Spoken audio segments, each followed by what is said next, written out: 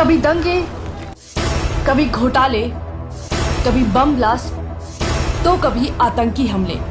2014 से पहले का भारत विकास से कोसों दूर इन परेशानियों को झेलता आ रहा था।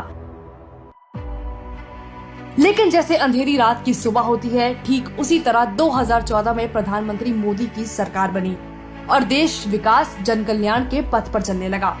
पीएम मोदी ने देश को हर मोर्चे पर न केवल संभाला बल्कि एक मजबूत भारत की नींव रखी, जिसे वर्षों तक कोई हिला नहीं सकता।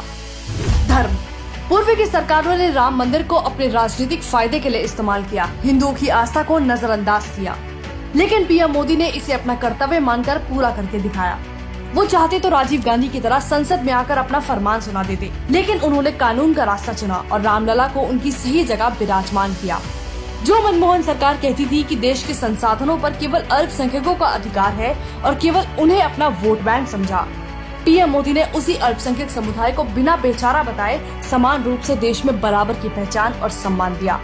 अल्पसंख्यक महिलाओं को 3 तलाक की बेड़ियों से आजाद करवाया बिना अपना स्वार्थ देखे। हमारे देश के सिख भाई सालों तक अपनी आस्था के प्रति करतारपुर साहिब बॉर्डर से दूर रहे, लेकिन पूर्व की सरकारों ने कभी इस पर ध्यान नहीं दिया। भले ही नेहरू में दूरदर्शिता की कमी थी और करतारपुर साहिब पाकिस्तान में चला गया और बाद में मनमोहन सरकार ने भी ध्यान नहीं दिया, लेकिन इसकी कीमत वर्षों तक सिखों ने चुकाई। लेकिन पीएम मोदी ने 2019 में इसका उद्घाटन कर इसे देश के हर सिख को समर्पित कर दिया। अब गुरुद्वारा करतारपुर साहिब के पाकिस्तान में होने के बावजूद लोग इसके दर्शन के लिए जा सकते हैं। अब बात रक्षा क्षेत्र की।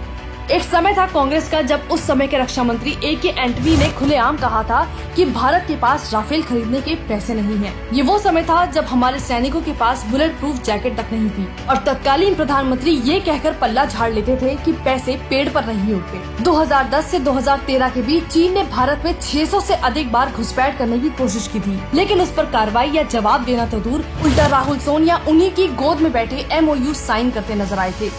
लेकिन मोदी सरकार में भारत रक्षा क्षेत्र में खर्च करने वाला तीसरा सबसे बड़ा देश है।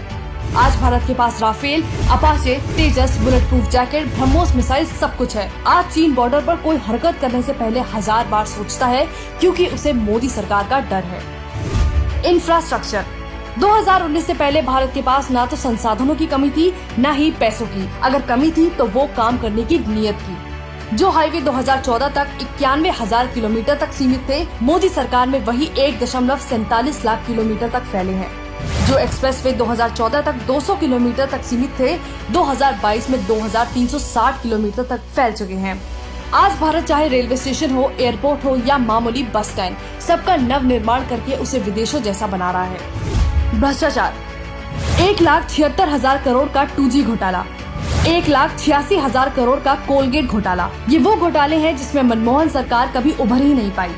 लेकिन वही प्रधानमंत्री मोदी की छवि एक बेहद ईमानदार राष्ट्रभक्त प्रधान सेवक की रही है, जो दिन में 20 घंटे काम करता है। उनके राज में पॉलिसी पैरालाइसिस की जगह ईज ऑफ डूइंग बिजनेस, निजीकरण, विनिवेश पर जोर दिया गया। पीएम मोदी ने ये साबित करके दिखाया है कि इरादे नेक हो तो किसी भी देश का विकास मुमकिन है।